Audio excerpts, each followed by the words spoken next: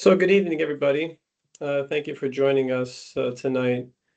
My name's Jim Evans, and on behalf of the Department of Neurological Surgery Brain Tumor Division and the Jefferson Multidisciplinary Brain Tumor Center, I'd just like to welcome everybody to the first of 4 weekly webinars during Brain Tumor Awareness Month. Brain Tumor Awareness Month is intended to recognize the vast number of patients that are afflicted with brain tumors, their families and friends who support them, and the medical personnel that dedicate their lives to the fight against brain tumors. We have a number of events that we will be doing throughout the month ahead.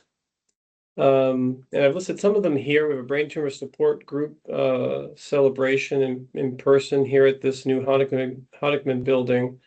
That'll be on May 14th at 5:45 with dinner and some other events that night. We have these weekly brain tumor webinars for patients, and I'll show you in the next slide what we've got lined up. There's some new articles that recently released by some of our experts on understanding benign brain tumors and malignant brain tumors. We'll have some weekly Facebook posts and social media you can keep an eye out for. And then some nice giveaways for patients this year, a Jefferson logo, Go Gray blanket, and lip balm. So the webinars are, there's one per week. They're on Wednesday nights, as you can see, from 6 to 7. This first one tonight is on glioma care today and what's ahead. The middle two are going to swap. So the next one next week on the 13th will actually be what's new in brain and spine metastasis treatment. And then the following week on the 20th will be the benign brain tumors when routine isn't so routine. And then the fourth week will be questions you've been wanting to ask, so a Q&A interactive session. And so stay tuned for these, but there'll be a little swap on the middle too. So for tonight, our webinar is on glioma care today and what's ahead. We have a really group of superb experts. Iyad Al-Nahas, one of our neuro-oncologists, Nina Martinez, one of our neuro-oncologists, and Kevin Judy, one of our neurosurgeons, will go over this topic. And so without further ado, I'll turn it over to you guys. But thank you so much for joining us. We look forward to seeing all of you as we go through the Brain Tumor Awareness Month events. Hi, everybody. I'm Nina Martinez. I am going to attempt to share my screen. Let's see.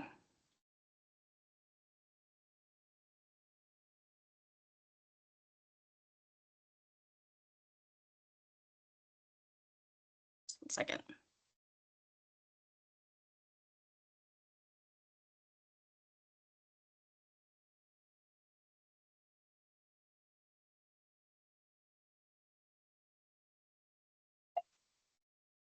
Dr. Martinez, it should be the top right corner.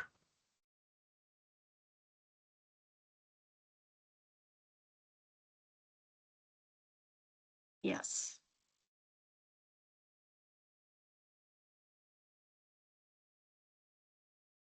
All right. How's that? You're good. That's good, Nina. Go ahead. Beautiful. Okay. All right, everybody. Welcome to the first of our webinar series for the month of May. As you know, this is also known as Brain Tumor Awareness Month.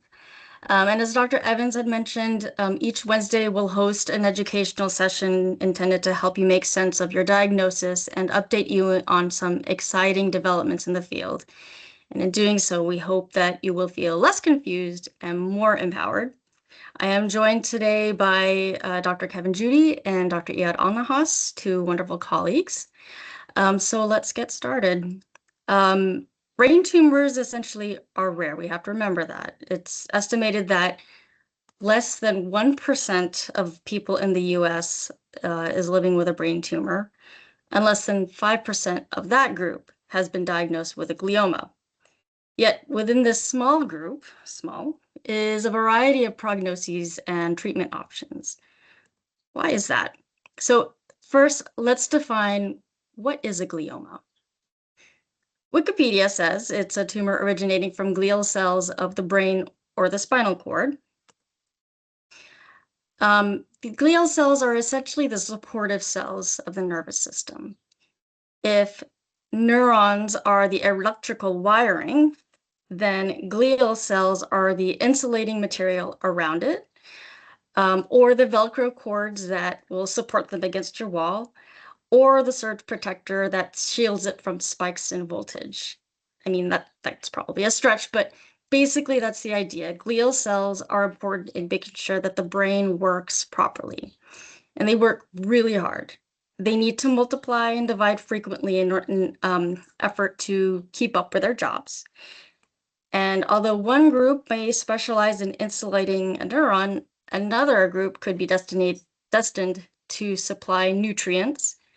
And yet another is important in staying alert and being prepared to neutralize an infection or anything that shouldn't be there. It's tiring. So compared to neurons, they have short careers and frequent turnover is expected. And so when there's a lot of turnover, there's a lot of cell division and multiplication. And going back to, grade school biology, before a glial cell divides, its blueprint, aka the DNA, is copied. And most of the time, there are little to no mistakes in these copies. However, sometimes even a small mistake has large consequences. These mutations we also refer to as, these mistakes we refer to as mutations. So if the pattern of A's, C's, T's, and G's change, the cell is now programmed to follow a different set of instructions. It might grow faster. It might ignore signals from other cells to mature and specialize. It might stop recognizing things that it's supposed to clear out. I mean, this is a really, really simplified explanation of cancer, but I feel like that's the easiest way to grasp the concept. So how do gliomas differ from one another? Well, first of all, they each have characteristic appearances. Astrocytomas look like pointillism art in blue and purple, or pink and purple. Oligodendrogliomas sort of have a fried egg appearance, and glioblastomas have areas of dead cells intermixed with zombie-looking blood vessels. And until about 30 years ago, that was all the pathologists had to go on to confirm the diagnosis. But now we know so much more. We are lucky to be living in the same timeline as several brilliant minds who have identified numerous DNA mutations that are responsible for the development of gliomas.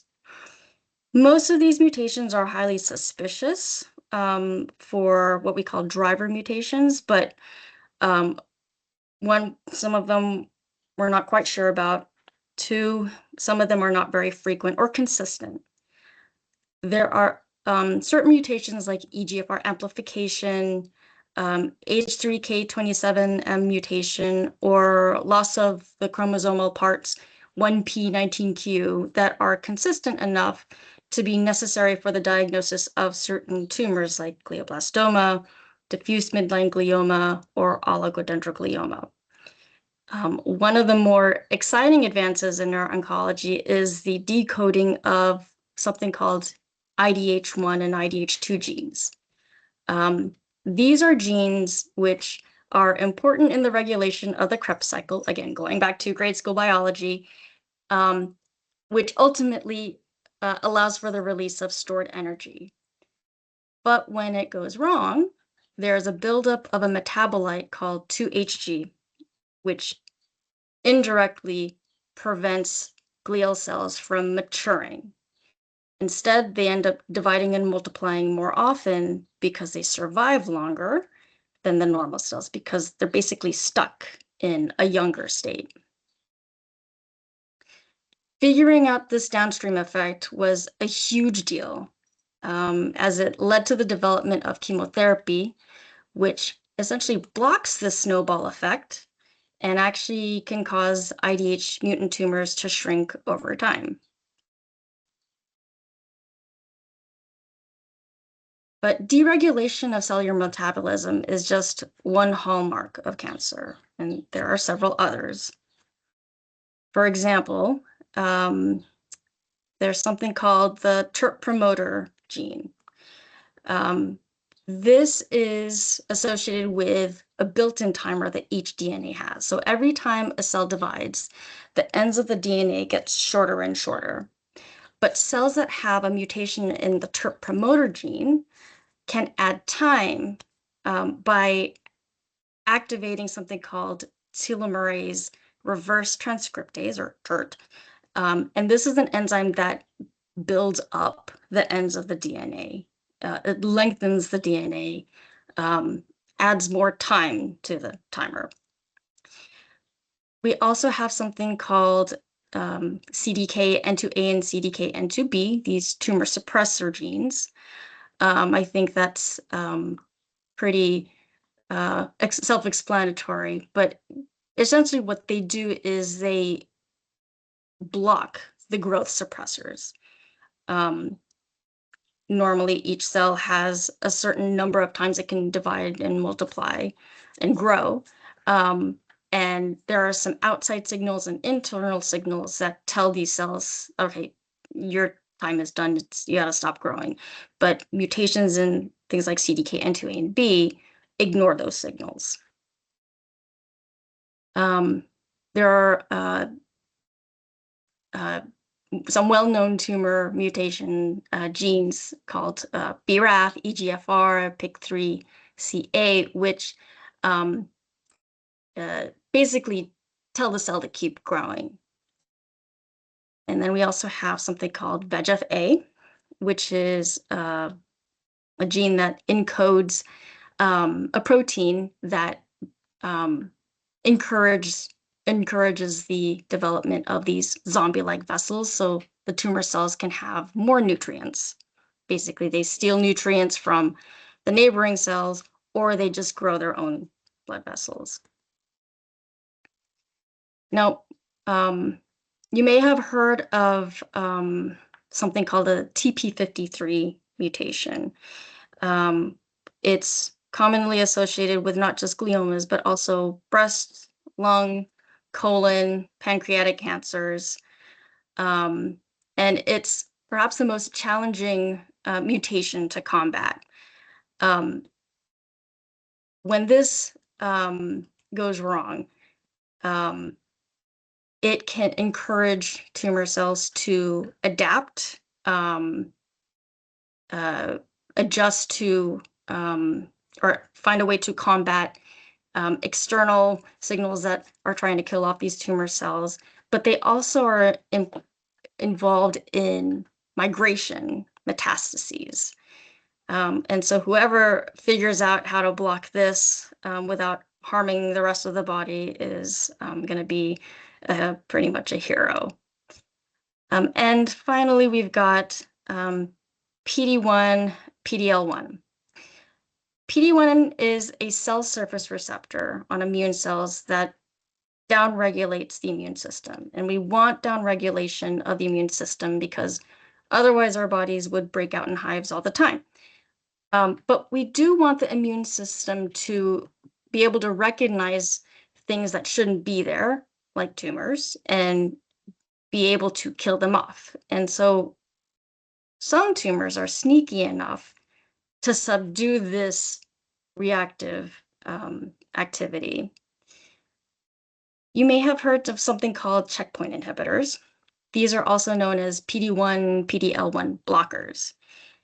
Essentially, they turn on the immune system as a way to fight the cancer, but it can come at the cost of side effects, mainly side effects that we see in autoimmune conditions like hyperthyroidism, colitis, and rashes. And so we keep those in mind when considering checkpoint inhibitors for treatment.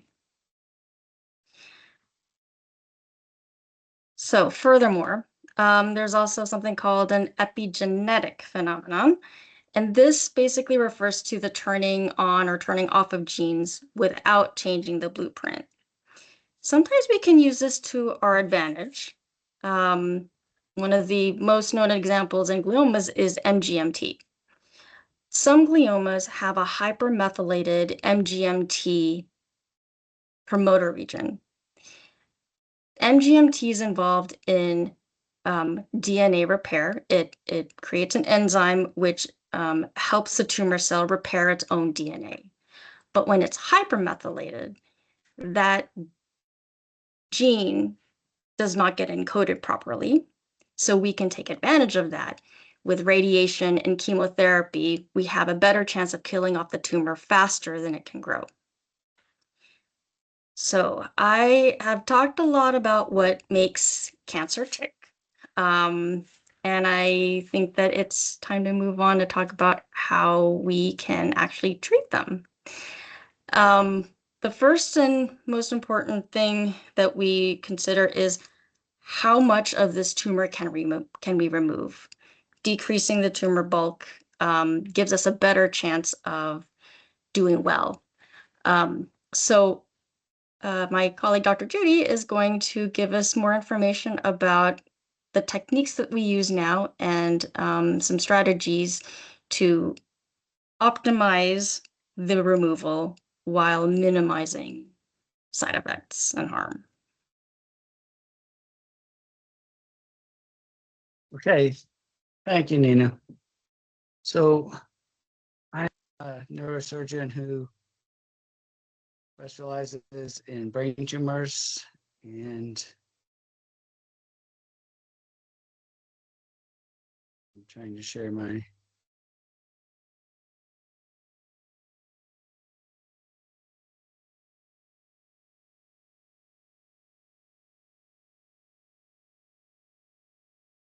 there we go. So I operate on brain tumors, and over time, we've developed many high-tech techniques, shall we say, to utilize our brain imaging, our MRI scans, to optimize the ability to get into a tumor and remove it safely, and also to use laser thermal therapy to treat brain tumors. So we have a patient here with a big tumor. It's on the left side of the brain. If you remember, you feel that images are backwards, but this is always the right side. And the patient has this large tumor, and we took it out. We're all proud of ourselves because the tumor's in the language area and she can still talk, but she has a stroke on the right side of her face. And this is what we want to prevent.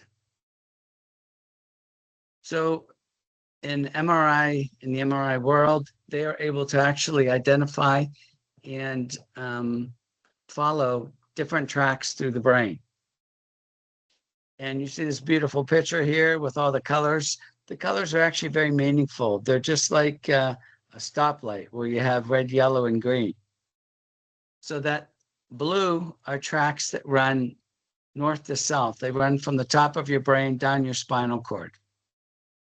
The most common one here we're looking at is what's called the corticospinal tract, which takes the nerves from the surface of your brain down through the brain and down the spinal cord so you can move your arms and legs. Red are nerve tracts that run east to west, side to side. And those connect the two sides of the brain. The most common is the one that goes through the corpus callosum here, so that there are operations in which you would cut through this corpus callosum for mainly young children with seizure disorders. But if you cut too much of the corpus callosum, they can become what we call disconnected. So the right side can't communicate with the left side. So simple things like tying your shoes with two hands, these people cannot do. The other neurologic diseases can do that, as well as things like stroke or even a tumor. And then the green tracks run front to back. So for instance, your eyes are in the front of your head, but where you see is in the back of your brain, and your vision actually splits. So this would be the optic radiations right in here, running to the occipital lobe. So this is just the basics of what we deal with, and I'm going to show you some examples of this. So during surgery, we have a brain. We use these different probes, either a single probe or a dual probe. These are used mainly for language. Single probes are used for motor mapping. We also put electrodes on the surface of the brain so that we can record from the brain. And the goal here is to take out a big tumor like this. The green is still tumor, but avoid things like the motor tract, which is, these are the nerves that move the opposite side of the body, and you can see how close it is to where the tumor lies. So this is a setup in the operating room. This is an operating microscope. You can import the functional MRI images into it. The reality is the ambient movement of the air in the microscope, these images shake a lot. So some people like to use this a lot. I haven't used it with the microscope a lot, very much, because the images are too fussy. But nevertheless, here we are. We're in the operating room. We have a fMRI, which stands for functional MRI. That's where they're measuring things like your strength, your vision, your speech and language areas, and DTI, which stands for diffusion tensor imaging. And this is what gives us the tracks and identifies the tracks. This is where we localize language function, strength function on the surface of the brain, and other more subtle things that are used mainly in the cognitive world. The psychiatrists and the cognitive neurologists use this a lot for sorting out diseases, Parkinson's, and other diseases that cause cognitive problems. So we have the workstation in the OR. These are the lights here. These are infrared lights that read, but they're little balls that are fluorescent on this probe. And we hold that to the surface of the skull, the outside of your brain, and then we can see where everything is at that point inside your skull.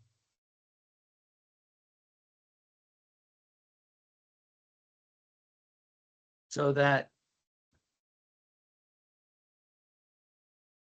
a patient here with this brain tumor, and I was worried about language function. Areas of the brain is Wernicke's, which is right here. And you can see that this yellow slow spot to the tongue, and then motor function to the face is the blue spot here. Okay, so we want to avoid those when we operate. So, and then here area, which is the language area in your frontal lobe. And this is the words, I know what to say. And the tumor is right up against it. So one could a strong argument can be made that taking this tumor out and rendering the patient paralyzed in their face, tongue, and unable to speak, that is a failure. So we want to be able to take as much as possible and preserve these structures. Here is a patient who had a tumor in the occipital lobe. Again, vision comes in through the eyes. It splits right here. And the vision on the side goes to the opposite occipital lobe. So we have a tumor right here. And you can see this is the orange and yellow are the patient's actual vision. And these are the optic radiations, again, which are always green because they run front to back. But if you look closely, you can see a little corridor right here, which is where we did the surgery. We came in between the hemispheres and then made a quick left and came right into the tumor and resected it. He did very well. He had a very minor visual field loss, which was very high in his vision. He didn't appreciate it. And in Pennsylvania, you have to have 120 degrees of vision in order to drive a car. And he has more than enough vision to drive his W. Again, here is a patient with metastatic lung cancer on the right parietal lobe, but turns out this patient's left-handed and her vision is on the right side of her brain. So here's Broca's, and this is Wernicke's, the other language area. So you can see the tumor's right near Wernicke's area. And Wernicke's is the constitution of speech. It's how you put speech together. So these people, when that area is damaged, they are very confused. They speak jumble and it makes no sense. So these are what we're looking at. In addition to down here, you can see the optic radiations coming back. The blue, again, is the motor fibers, and those are pretty far away from the tumor. This is another patient with a very large tumor on the right side of his brain. It goes all the way down deep in. And with a functional MRI scan, we can see where his strength areas are and his optic radiations. And we're able to come in from behind and take out at least 80% of the tumor. He still has a little bit here. But this gentleman, he owns rental properties and he does all the maintenance himself. So he needs to drive. He needs to be able to use his arms and legs. And he did very well with this. Again, a large tumor here. You can see the optic radiations are draped over this because this is a tumor that does not arise from brain tissue. This arises from outside of the brain on the membrane here called the tentorium. Uh-oh. Can you see my images? You stop screen sharing. I did.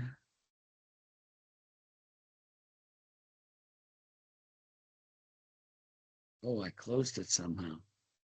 I apologize. Let me, oh, it timed out. Sorry. Here, Kevin, I can, if you want, I can share my screen. I'll open mine, and if you want me to drive, is that okay? Yeah, that's fine. I could get back into it. But so functional MRI scan has become the standard of care. We use it for language a lot. And this is when we do awake craniotomies. The goal of awake craniotomies is to map out language areas so that they're not damaged. And there's some interesting stuff going on now where we can do what's called resting state so that the patient does not need to be awake or conscious when they do the functional imaging in the MRI scanner. That was controversial for many years, but now they've worked it out. It was considered a research endeavor, but now they're approved article or program for fMRIs. Keep going. Again. All right. So go back one. Just real quick, this was a patient. You can see the tumor, and wrapped around it is what's called the arcuate fasciculus, which is language function, the magenta, and then the blue motor. But you can see how the tumor comes right to the surface of the brain, even though it would be considered what we call eloquent brain. And we went in and took it out with the patient asleep. We did not have to do language mapping. Next. Okay. And finally, this is one that was near the corticospinal tract. And so we stimulated the brain. And you can see that we were 15 milliamps from motor activation. And the way the paradigm we use tells us that we're about 15 millimeters from the motor activation. But because the motor strip angles forward, we got as close as 8 millimeters as it angled forward. Next.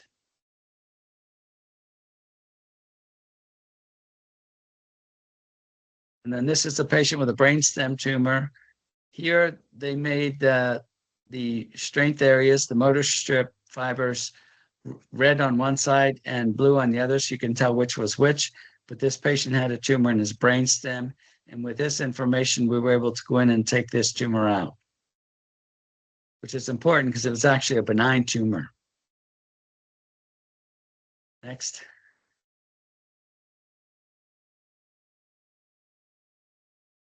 And this patient was interesting in that in the first image with the little yellow spot that says putative tongue, motor cortex, that was all the stimulation we could get for their language function. But the tumor recurred. And now on the last one, you can see all the orange areas where the patient's language activity just blossomed after the tumor was taken out. So language can, and these functions can change over time. We see it all the time. Next. So now we're going to talk about laser interstitial thermal therapy, or LIT. There are basically 3 programs on the market. 2 own most of the market that do laser ablation. One is called Visualace, and the other one is Monteris Neuroblate. But basically what we're using here is a fiber optic cable to put it into a tumor or radiation necrosis or seizure-causing tissue.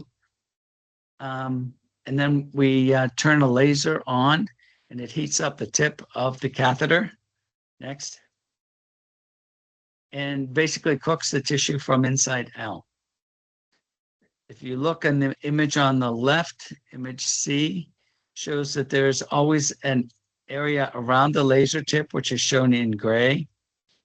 And this area is either filled with saline that is flowing to cool the laser tip, or carbon dioxide. And this is to prevent the tip from getting too hot, in which case it will just char the tissue. On the right, you see this little screw. This is the bolt that we actually screw into the skull and then pass the catheter down into the tissue to be treated. Next. So here, it's hard to get pictures of this in an MRI scanner because you can't take your phone in, you can't take a camera in, the magnetic field will destroy it. But you can see the catheter is going into the woman's right frontal lobe there, and the bolt is attached to her skull. And if you look just behind the person's hand, you can see a gray line, which is the saline flow, and the blue line, which actually contains the fiber optic cable. Next. So this is the console that we use. You can see the images that come up there and the patient in the scanner. Next. This is what we're actually looking at. And you can see the brain image on the left is split. Half of it's black, half of it is light gray. But there is a line coming from the green numbers that shows that it's orange. Orange means that the tissue is treated and permanently destroyed. And that's what we look to do. Next. So here is another way of looking at the images. On the one on the left, you can see a little line through the middle of the white object, and that is the fiber optic cable. And on the far right is the orange image showing all of the destruction. Next. So here's a patient to radiation necrosis. On the left, that is the view with the dye, and on the right is all of the swelling in the brain. Next. And then if you look closely on the left, you can see a line going through the middle of the enhancing tissue. And the middle one, you can see the line is black. And that is the fiber optic cable. And the right is just a blurred image. This is actually all physics generated digital data, but it doesn't make an image. And this is what's happening when the laser is on during the MRI scanner. This is done in an MRI scanner because we're constantly scanning during the treatment to follow the propagation of heat so it doesn't get out of control. Next. And then on the right image with dye, you see the black dot from where the laser was. And you see that there's what we call ground glass, or the radiation necrosis tissue now is all the same color as the brain, with a small area of enhancement around it. And that area of enhancement is inflammation from the very edge of the cooking field. And I think that is it. Next. So that's some of the high-tech stuff that we do in the operating room that you don't see, but it's made my job a lot easier and a lot safer. Next, we're going to hear from Dr. Iyad Al-Nahas, who's going to talk to us about clinical trials that we have ongoing at Jefferson.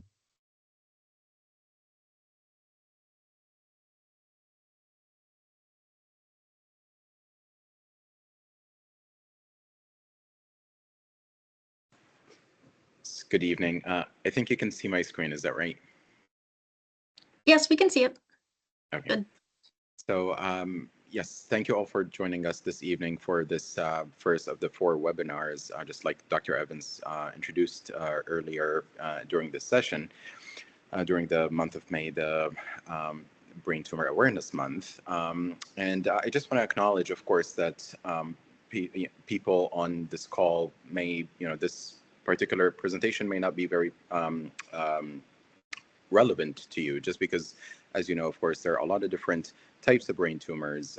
There are brain tumors that are benign. There are brain tumors that are considered cancer, but even within cancer, there's cancer that is very aggressive. There's cancer that people can live with for 10 years and 20 years, and as our treatments are getting better, hopefully the idea is that for people to live longer and longer with different cancers. So again, just recognizing that perhaps some people on the call, do not have gliomas, but the overview that Dr. Martinez started with is just kind of an overview of how cancer starts, how we think about mutations, why they are important, and that is because nowadays we rely on mutations sometimes just to for diagnosis, to give the proper and accurate name, the proper and accurate diagnosis for the specific tumor. And then after we give it the name, that tells us an idea about how we should treat it, and also how we think about counseling people about prognosis, as well as the next steps in management. And then Dr. Judy walked us through surgery being always, pretty much most of the time, the first step in diagnosing these brain tumors. So whether we're taking a biopsy of them, whether we're resecting the brain tumor, excuse me, so that is what gives us the diagnosis. But also in certain brain tumors, it is an essential step also in treating the brain tumor, taking as much of it out as possible. And that varies a lot between different brain tumors, between different pathologies.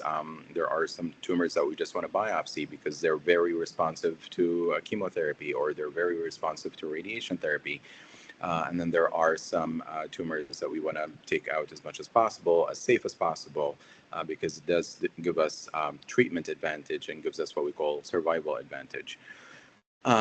So we start with surgery, then in the toolbox that we have, in oncology care as a cancer treating care team. Of course, you've all heard of what we call radiation therapy. We use the energy of the small molecules, whether it's photon or proton, to target the cancer cells, to kill the cancer cells, to damage the cancer cells. And radiation, of course, is a cornerstone of the management for a lot of different cancers, including a lot of different brain tumors and brain cancers. And then, of course, about chemotherapy. Same principle. Chemotherapy is basically toxins, but these toxins damage the DNA and kill the cells that are most rapidly dividing in the body. And as adults, most of the time, most of the cells are very slow dividing, whereas as cancer cells are very very fast dividing, and therefore that's why chemotherapy targets the cancer cells more than anything else.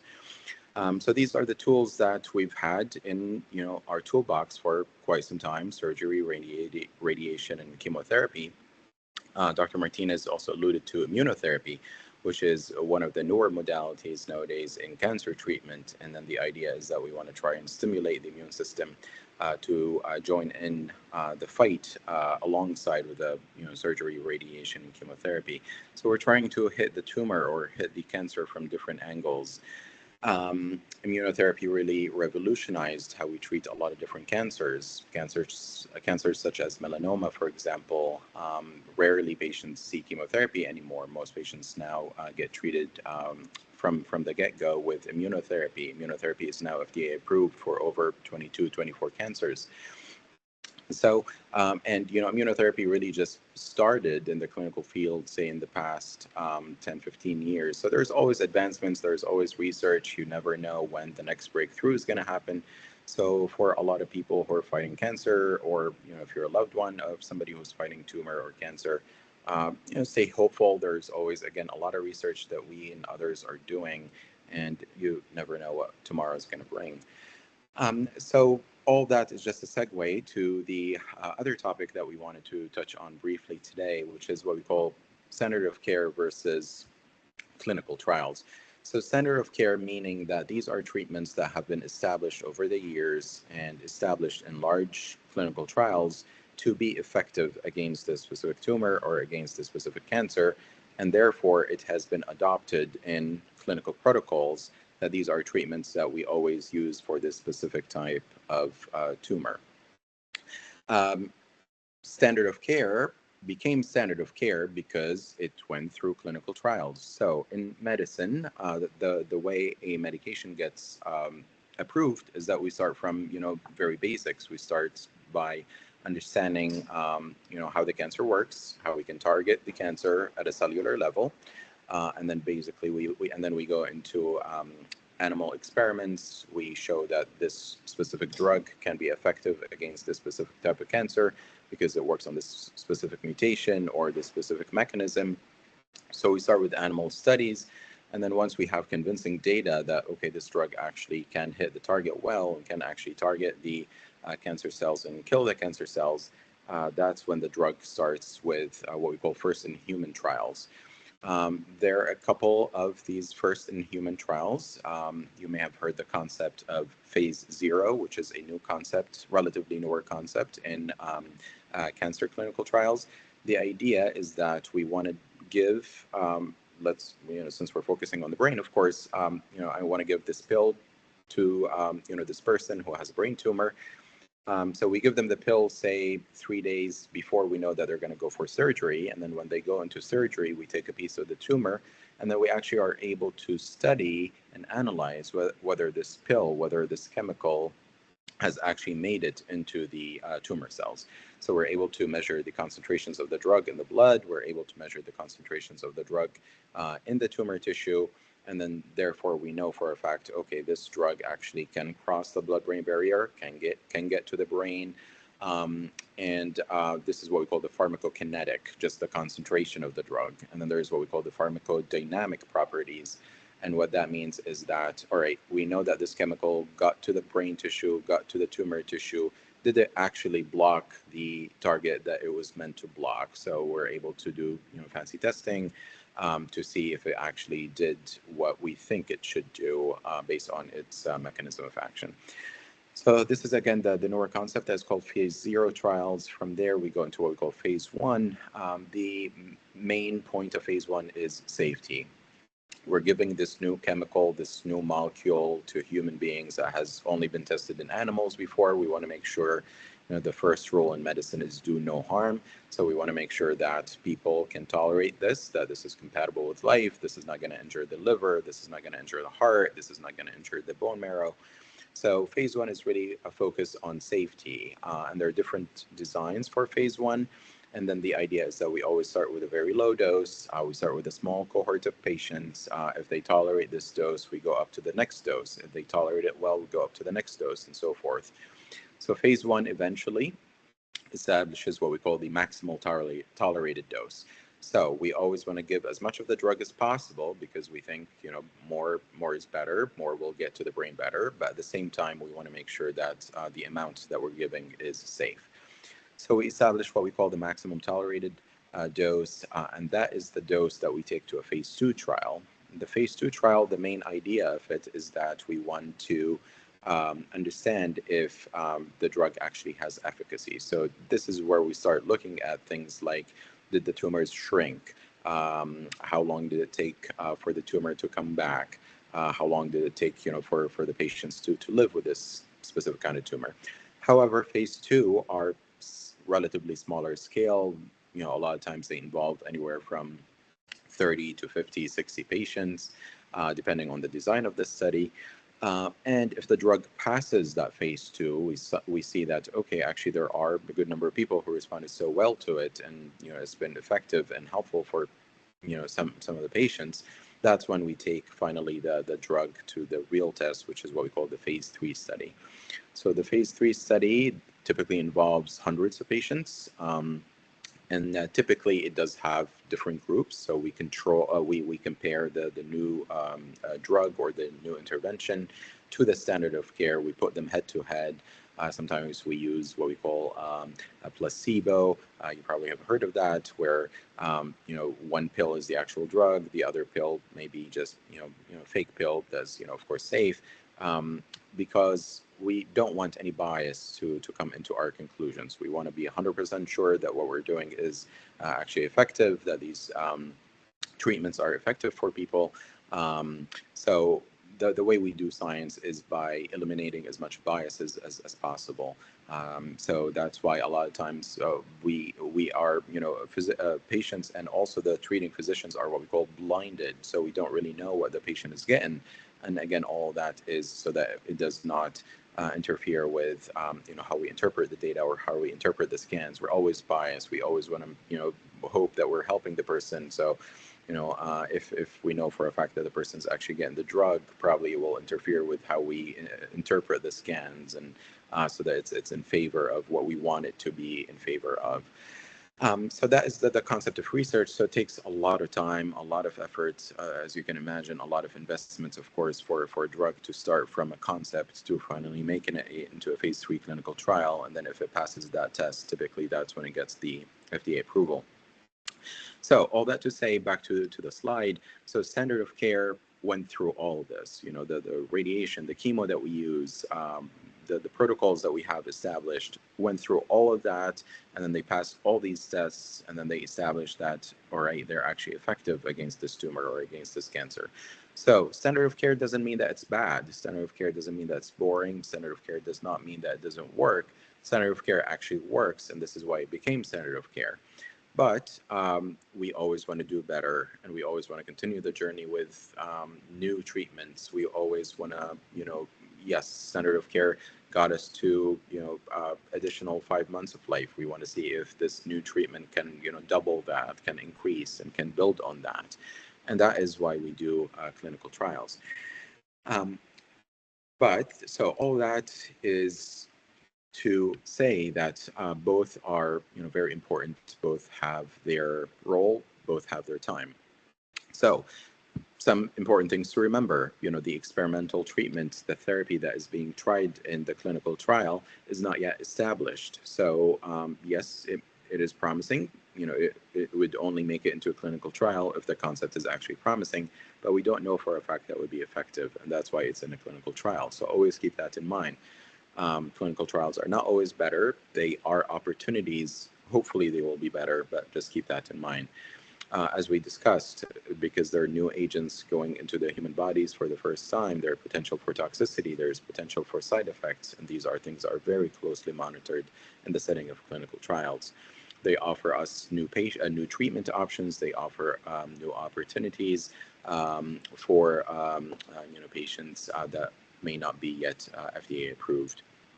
And of course, all this is contributing to the knowledge base, which in turn will lead to hopefully improved outcomes for patients in cancer care. So This is just a scheme that summarizes what we talked about. Again, we start from animal studies to phase 0, where we establish if the drug actually gets to the target, to phase 1, where we establish the safety, phase 2, where we start getting some signals of efficacy, phase 3, which is the final test. And then phase 4 basically means that it's now FDA approved, it's now on the market. Now a lot more people are using it. Hundreds of thousands of people are using it, using this new intervention or drug. So some things that may be very rare may start come out at that point because a lot more people are using it. So there's always reporting happening to the pharmaceutical company that created the drug, as well as the FDA, as to potential any rare side effects that didn't happen previously. So focusing on clinical trials, when do we use clinical trials in the clinical practice? Generally speaking, there are two main times when clinical trials are available for patients.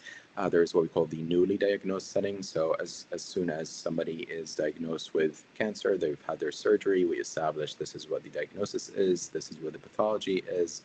Before we start standard of care, there may be clinical trials that combine standard of care plus additional treatments or experimental treatments. So that means that the clinical trial, we're starting from the get-go, from the very initial steps of treatment, we're adding in the experimental treatment. The second most common type for or time for clinical trials to happen is in the recurrence setting.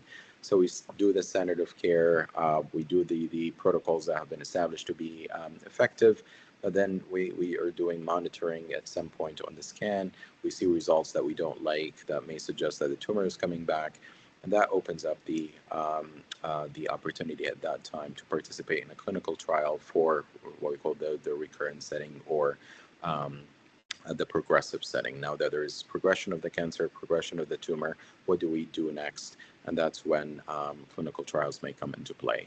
In general, not always. There are a lot more recurrent disease trials than there are, early or newly diagnosed disease trials in general.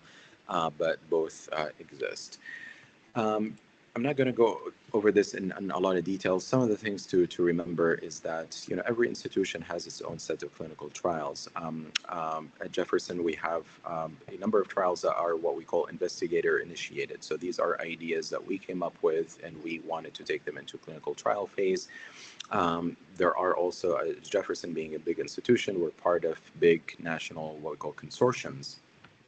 So that is a number of institutions that work together because, as you can imagine, like Dr. Martinez mentioned initially, brain cancer is rare. So for one institution to enroll 100 patients may take a very long time.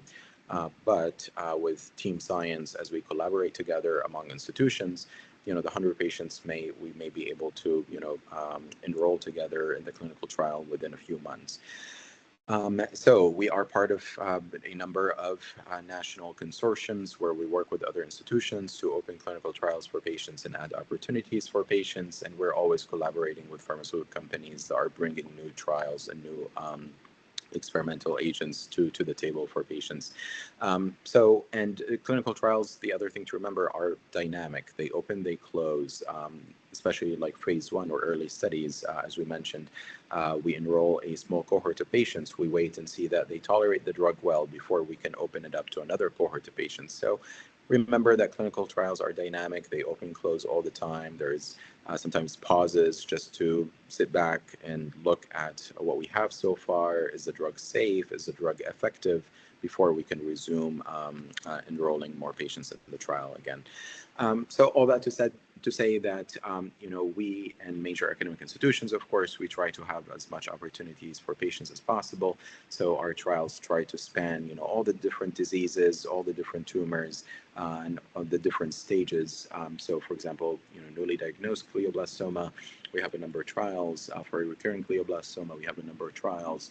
For IDH mutant astrocytoma, which is that subtype brain tumors that Dr. Martinez mentioned, we have a number of clinical trials. Meningiomas, which are more on the benign spectrum of brain tumors, we have a number of clinical trials.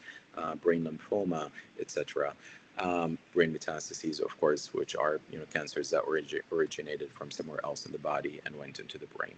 So always discuss with your clinician, always discuss with your doctor, all right, what do we do now? What are options now? If there are attractive options that we don't have here, of course, we will counsel you that or a neighboring institution or somewhere else in the nation may have a promising trial that may actually just fit exactly your mutation profile. And of course, we would direct you in the right direction, give you all these options. So that is just to answer that. How do I participate in the trial? Start talking to your clinician, and then we can connect you with the research team, or we can connect you with colleagues in the field in the nation to connect you with the right trial for you.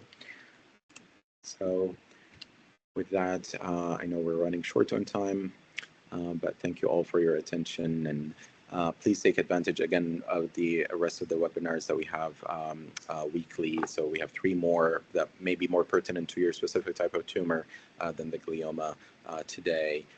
Also, if you have the opportunity to join us next Thursday in person from 5:30 to 7:30, hopefully it will be a very nice event just to kind of acknowledge this month and the brain tumor awareness, and we would love to have you all and kind of see you then. So if you're able to join, that would be great.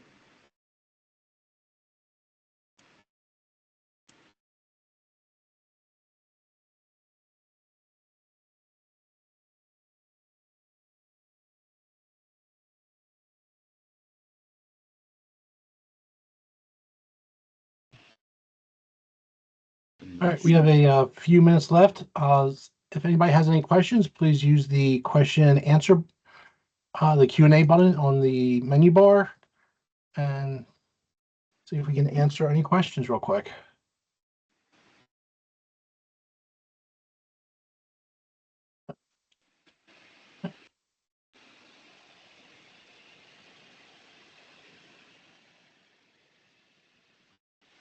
Also, feel free if you're this is going to be recorded and posted. If you think of a question afterwards, feel free to join us on our 4th webinar with some questions. Try to answer them at that point as well also.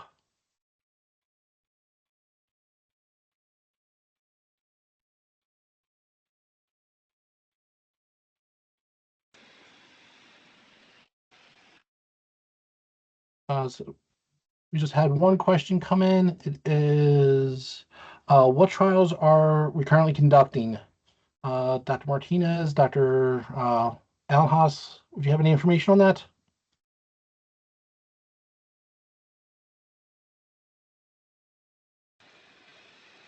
Great. So yes, again, it definitely depends on the tumor type.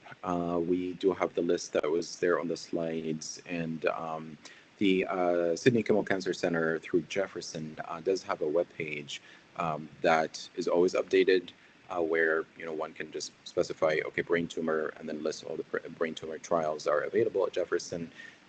In other valuable resources, also clinicaltrials.gov, which is a national government website where all the trials need to be registered in order to be compliant.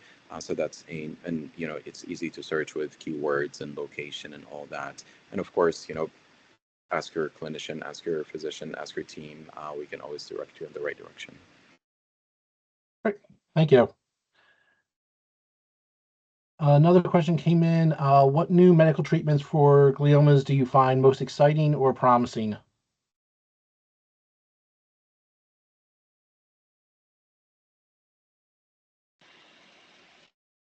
So a lot happening.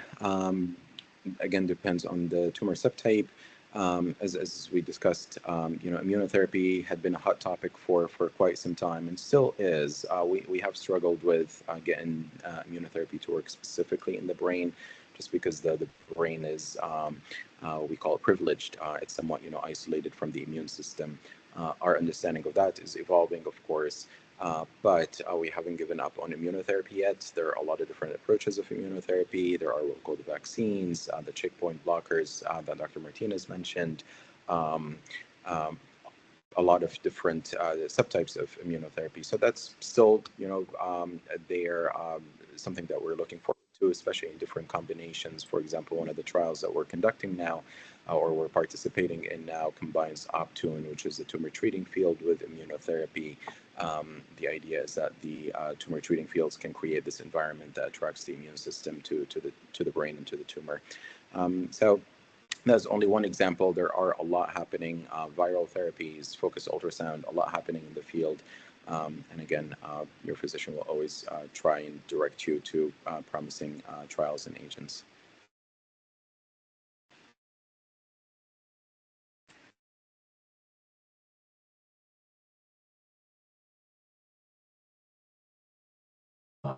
And last one for tonight is, what are the current immunotherapies or direct targeted therapies?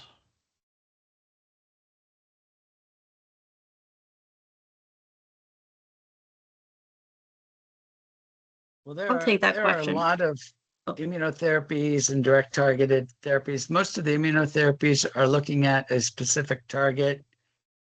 Perhaps aside from the immunotherapy that we did at Jefferson and several other centers, the antisense immunotherapy, that one was directed at any antigen it could grab in the tumor cell or multiple antigens. But people are using things like CAR T cell, mainly for upregulated EGFR, which is epidermal growth factor, or EGFR mutant V3. Those initially showed promise, but so far CAR T cell has not shown a lot of efficacy in solid tumors. It works great in what we call soft tissue tumors, leukemia, lymphoma, but not in solid tissue tumors yet. But people are looking at many targets, and hopefully one of them will succeed.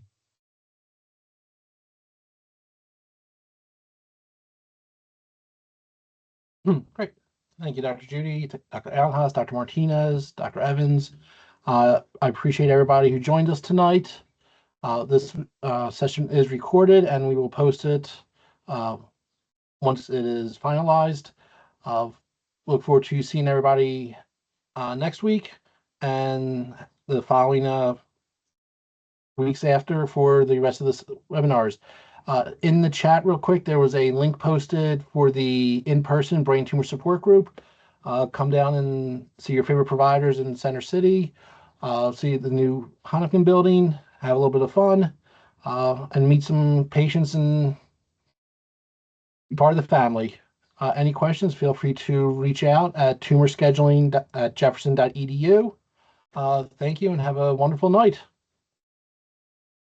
Thank you for coming, everyone.